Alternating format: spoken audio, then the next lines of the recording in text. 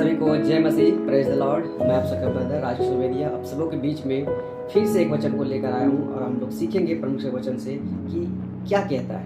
हम लोग आज सीखेंगे मत्ती का पुस्तक 10वां अध्याय वचन 8 को हम लोग पढ़ेंगे और फिर हम लोग कनेक्शन जोड़ के हम लोग सीखेंगे। तो आइए हम लोग सबसे पहले वचन को पढ़ते हैं। मत्ती का पुस्तक 10वां अध्याय वचन 8 कहता है, यहाँ बीमारों को चंगा करो, मरे हुओं को जिलाओ, कोढ़ियों को शुद्ध करो, दुष्ट आत्माओं को निकालो। हम अभी यहाँ तक रुकते हैं, आगे के लाइन को मैं बाद में जोड़ूंगा।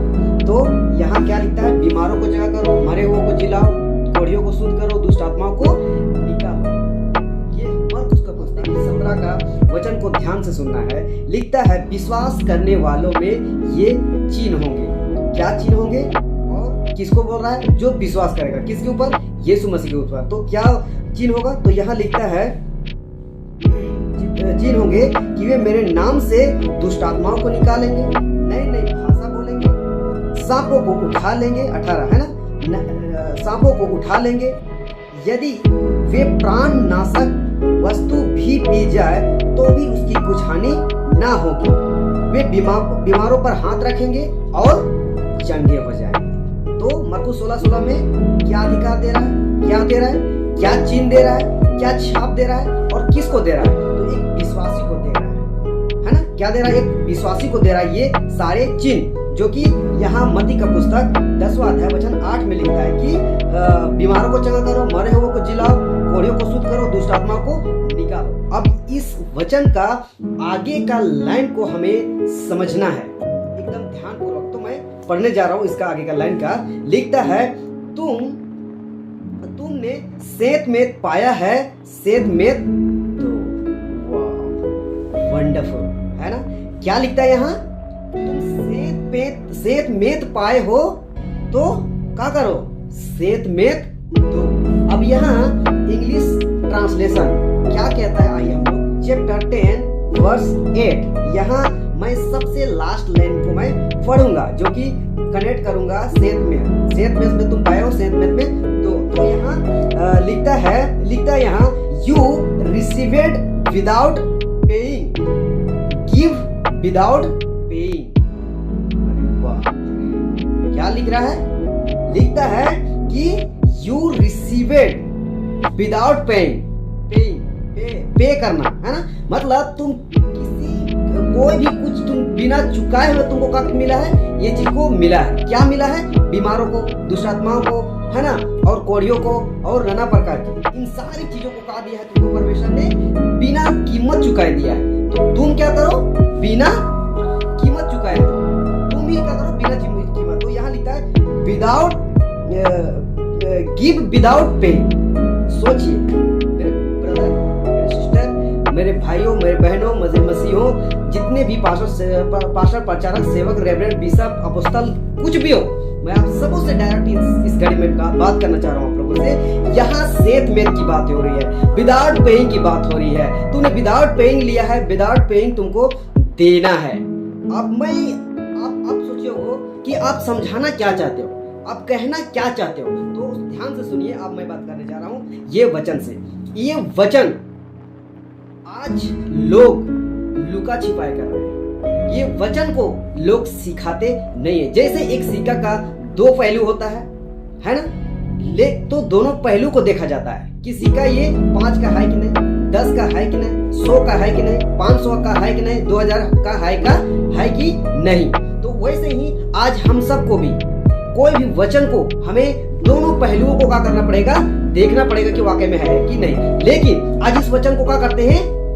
छिपा देते हैं, इस दूसरे पहलू को ढक देते हैं और दिखाना नहीं चाहते, बताना नहीं चाहते, सिखाना नहीं चाहते।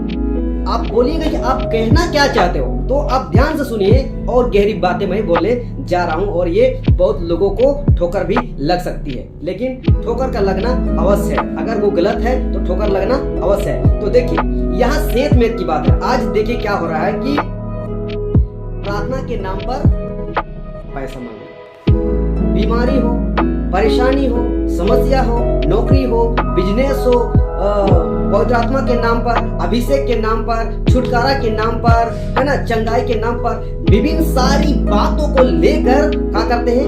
पैसा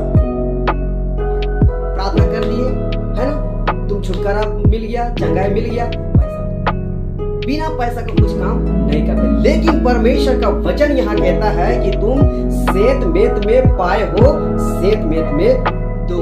इंग्लिश ट्रांसलेशन कहता है यू रिसीवेड विदाउट पेइंग, तो क्या करो, गिव विदाउट पेइंग।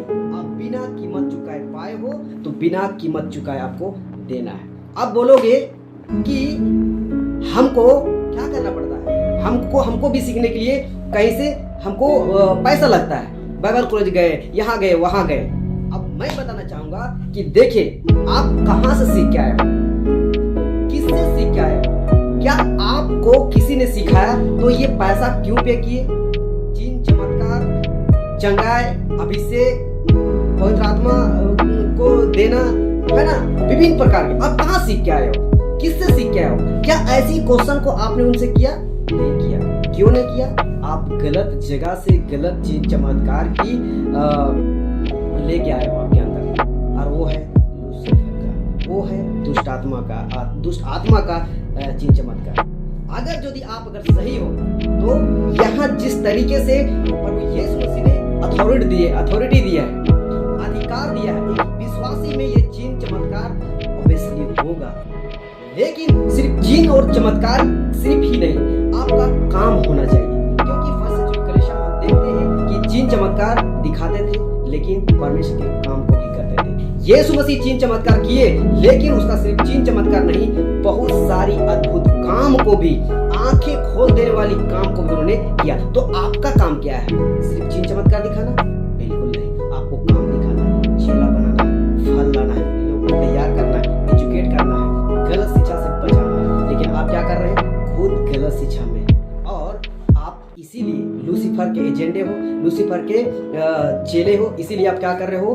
पैसा ले रहे हो। इस चिन्ह चमत्कार के बदले, चंगाई के बदले, आशीष के बदले, अभिषेक के बदले, पवित्र आत्मा के नाम पर सिर्फ लूट मची है। तो यहाँ कहता है सेत मेत में तुम पाए हो तो सेत मेत में दो। एक अच्छा सेवक ऐसी हरकत नहीं करेगा, किसी प्रकार की कोई भी दान नहीं मांगेगा कि तुम चंगाई पाए हो, ऐसे पाए हो, वैसे पाए हो, है ना। आपको बिना किसी लेन देन के ये कार्य करना है। अगर आप एक सच्चा दास हो तो आप बोलोगे कि तो फिर मिनिस्ट्री कैसे चलेगा, सेवा कैसे चलेगा? तो सेवा चलाने के लिए ठेका आप लिए हो, परमेश्वर लिया है। आप परमेश्वर का बोझ उठाए हो ना, अगर अच्छे सेवक हो तो परमेश्वर का काम अगर आप कर रहे हो, परमेश्वर का काम आपका करेगा, आपको रोकने नहीं देगा। फर्स्ट सेंचुरी कलीसिया क्या करते थे? चंदा इकट्ठा करते थे और सेवा चलाते थे, बिना किसी दबाव के, बिना किसी डर के, बिना किसी लालच के, बिना किसी बोझ के। तो लेकिन आज क्या चल रहा है? संस्था, मिनिस्ट्री, चंदा के नाम पे धंधा, और धंधा के नाम पे गंदा। इसी को बोलते हैं मसीहत, क्रिश्चियनिटी। पास्टर, प्रचारक, सेवक आज इतने गंदे हो गए हैं, इतना किच्चड़ की हरकत कर रहे हैं कि क्या बताऊं, है ना। उसी के बेस में ये वचन आप सबों को, जितने मसीह भाई बहन हैं, जो लोग मूर्ख टाइप के लोग हैं और मूर्ख लोगों को मूर्ख बना रहे हैं, विश्वासियों को मूर्ख बना रहे हैं, उन सभी को मैं ये वचन थोपना चाहता हूँ।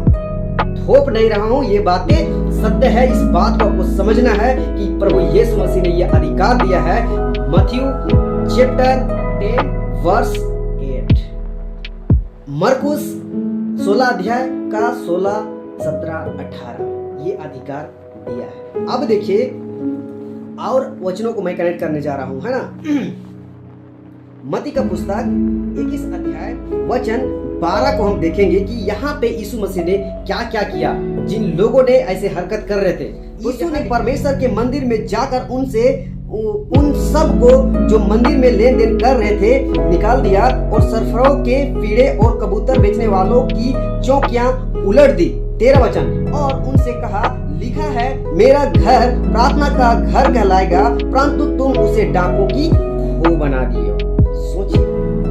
और एक वचन कमेंट करूंगा जो कि यूहन्ना का पुस्तक से है, और बहुत अच्छा ट्रांसलेट है, इसमें अच्छा लाइन है, मैं इसलिए इस वचन को मैं कनेक्ट करना चाहूंगा। तो यूहन्ना का पुस्तक 2 अध्याय वचन हम पढ़ेंगे 13, 14, 15 को। और यहाँ लिखा है, यहूदियों का फसह का पर्व निकट था और यीशु यरूशलेम को गया। 14, उसने मंदिर में बैल भेड़ और कबूतर के बेचने वालों और सरफरों को बैठे हुए पाया।